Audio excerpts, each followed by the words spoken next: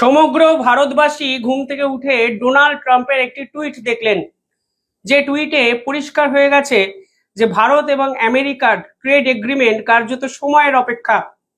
Donald Trump সেই টুইটে সরাসরি স্বীকার করেছেন যে তিনি ভারতের সঙ্গে ট্রেড নেগোসিয়েশন করতে শুরু করেছেন এবং তিনি ভারত এবং ভারতের প্রধানমন্ত্রীকে নিয়ে একগুচ্ছ কথাবার্তা বলেন। প্রধানমন্ত্রী পাল্টা আবার সেটিকে রিটুইট করে কিছু কথা বললেন। ছোটবেলার প্রবাদটা স্পষ্ট মনে পড়ে যায় যে চাপের নাম বাপ। ভারতের মতো একটি রাষ্ট্র মাথা উঁচু করে যেভাবে পাল্টা চাপে আমেরিকাকে মাথা নত করতে বাধ্য করলো, বিশ্বাস করুন সেটাই এই মুহূর্তে আন্তর্জাতিক স্তরে সব থেকে বড় রাজনৈতিক শিক্ষা হয়ে থেকে যাবে। ডোনাল্ড ট্রাম্প টুইটে কি লিখেছেন একটু আপনাদের বলি, তারপর বুঝবেন যে ট্রাম্প প্রশাসনের পক্ষ থেকে কালকেও সরাসরি বলে দেওয়া হয়েছিল যে শেষটা ফল খুব একটা ভালো হবে না ভারতের জন্য।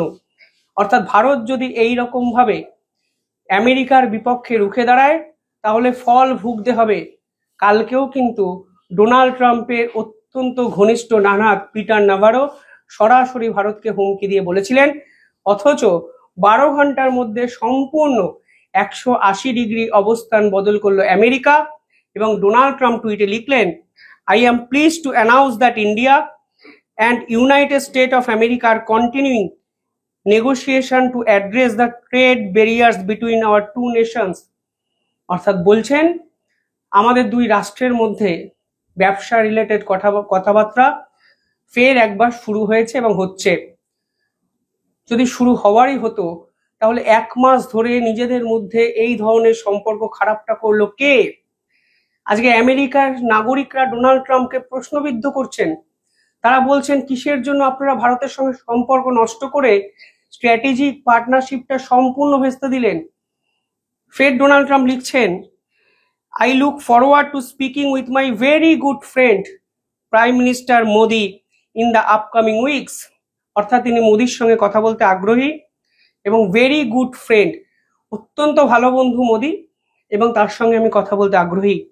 I feel certain that there will be no difficulty in coming to a successful conclusion for both of our countries. অর্থাৎ তিনি আশাবাদী শেষে একটা ভালো কিছু হবে, সাকসেসফুল কনক্লুশন, ভালো উপসংহার দুই রাষ্ট্রের জন্যই হয়তো আসবে। আমার প্রশ্ন হলো, যখন এই টুইট 1 মাস পরে ডোনাল্ড ট্রাম্প করলেন তাহলে অকারণে সম্পর্কটা কিসের জন্য নষ্ট হলো? কেন দিনের পর দিন ভারতকে একদম পিন পয়েন্ট করে একের পর এক স্টেটমেন্ট আমেরিকার পক্ষ থেকে এলো? নাকি আমেরিকা আজকে বুঝে গেছে এ ভারত কোনো স্টেটমেন্টের কাছেই কার্যত অসহায় আত্মসমর্পণ করবে না? আমেরিকা যা জাপানের সঙ্গে করেছে, আমেরিকা যে একাধিক রাষ্ট্রের সঙ্গে করেছে, তা ভারতের সঙ্গে করা সম্ভব নয়। আজকে জাপানের প্রধানমন্ত্রী পদত্যাগ করতে বাধ্য হয়েছেন শুধুমাত্র ডোনাল্ড ট্রাম্পের সঙ্গে ট্রেড এগ্রিমেন্ট করে। $550 বিলিয়ন ইনভেস্টমেন্ট জাপানকে কমিট করতে হয়েছে। আজকে জাপানের মানুষ বুঝতে পেরেছে এই ডোনাল্ড ট্রাম্প আসলে জাপানকে ফাঁসিয়ে তাদের দেশের সর্বশক্তিমান হওয়ার চেষ্টা করেছে এবং তাদের দেশকে কন্ট্রোল করার চেষ্টা করেছেন এবং জাপানের কাছে কিছুই করার ছিল না। আন্তর্জাতিক স্তর বুঝতে পেরেছে যে জাপানের আসলে কোনো শক্তি নেই। বিশ্বের অন্যতম সেরা জিডিপি জাপানের টপ 5-এ আসে। তারা আমেরিকার কাছে অসহায় আত্মসমর্পণ করেছেন, কারণ তারা কোথাও না কোথাও এই বুক চিতিয়ে দাঁড়িয়ে থাকা এটা কিন্তু করেনি যা ভারত করেছে।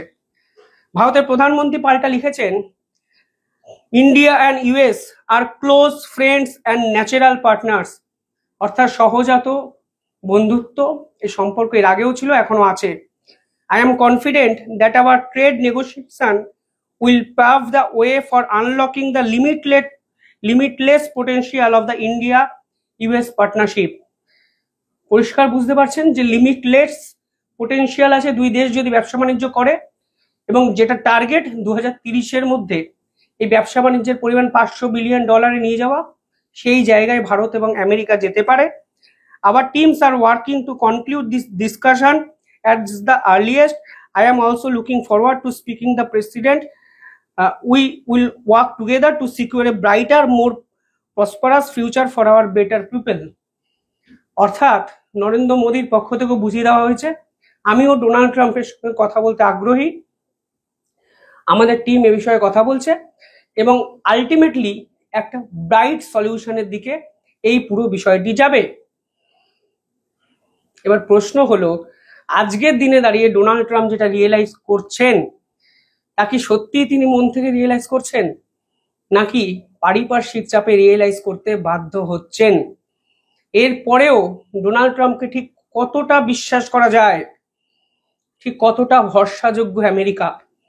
কারণ ডোনাল্ড ট্রাম্প শেষ 8 মাসে বারবার যেভাবে ভুল বদল করেছে, তাতে একটা জিনিস পরিষ্কার হয়ে গেছে, যে এই আমেরিকার যাই হোক বিশ্বাসযোগ্য বন্ধু নয়। আপনি রাশিয়ার সঙ্গে আমেরিকাকে কম্পেয়ার করতে পারবেন না। রাশিয়া জান প্রাণ উজাড় করে ভারতের পাশে থেকেছে, সেখানে এই আমেরিকা শেষ মুহূর্তে তাদের যদি স্বার্থ সিদ্ধি না হয় ফের একবার ছুরি মেরে দেবে না তো? এই প্রশ্ন কিন্তু নিঃসন্দেহে আজকে অত্যন্ত প্রাসঙ্গিকভাবে উঠবে। পাশাপাশি ডোনাল্ড ট্রাম্প বুঝেছেন ইউরোপীয় ইউনিয়নের কোনো দেশ এই মুহূর্তে ট্রাম্পের সঙ্গে নেই। ইউরোপীয় ইউনিয়নের দুজন ট্রেড নেগোসিয়েটর ভারতে আসছেন চুক্তি করার জন্য ভারতের সঙ্গে। একাধিক গুরুত্বপূর্ণ রাষ্ট্র যেমন অস্ট্রেলিয়া, কাতার, সকলে ভারতের সঙ্গে ট্রেড এগ্রিমেন্ট করতে ঝাঁপিয়ে পড়েছে।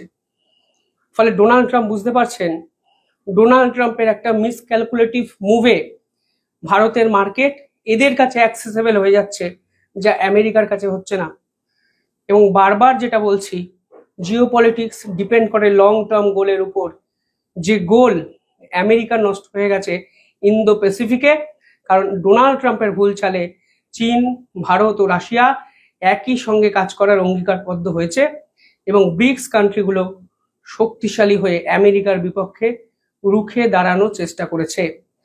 সবকিছু বিচার বিবেচনা করে আজকে ডোনাল্ড ট্রাম্প মনে করেছেন ভারতকে ছাড়া তিনি চলতে পারবেন না। এটা নিঃসন্দেহে ডোনাল্ড ট্রাম্প রিয়েলাইজেশনের থেকে ভারতের অন্যতম বড় জয়।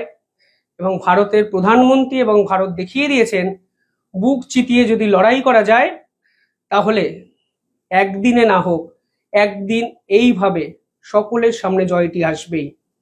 কিভাবে দেখছেন আপনার পুরো বিষয়টি কমেন্টে জানাবেন।